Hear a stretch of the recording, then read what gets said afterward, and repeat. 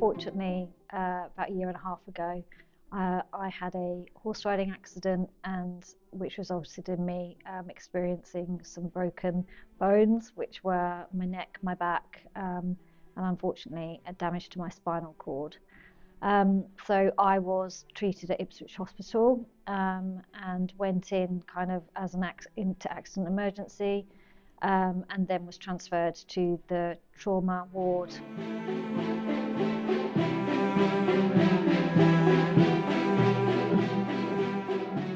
From my experience and being quite a resilient person, I would not want anyone to go through what I've been through. I think spinal patients, because of the complexity, the fact that you can't move, you might not know what your prognosis is, all of those types of things, being in that type of ward, I just don't think is the right place. I honestly believe it should be separated out.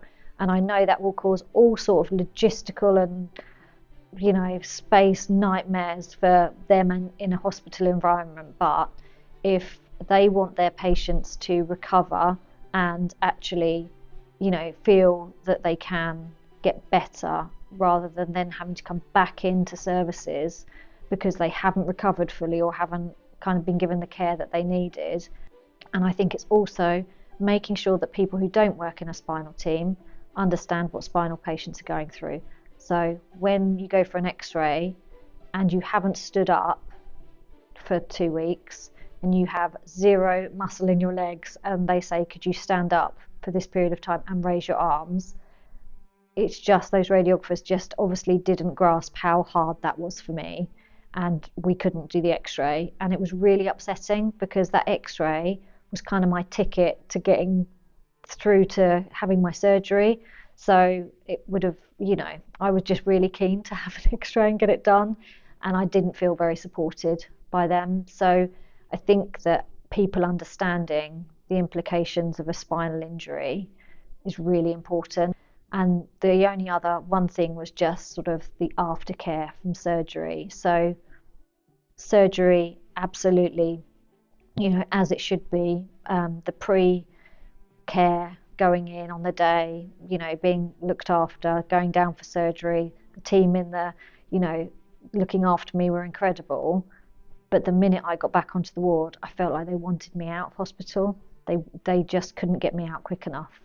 And that really upset me because you're in pain, you've just had major surgery, and you're being told that the physio wants to get you upstanding within the next few hours.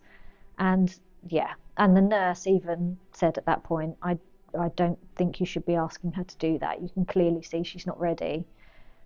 And I think there is a balance between, I absolutely understand that they need to get people out of hospital. They need to get them up walking. I don't have an issue with that. It's how they go about it and the way they say it. Because, like I said, with general anaesthetic, you're a bit emotional.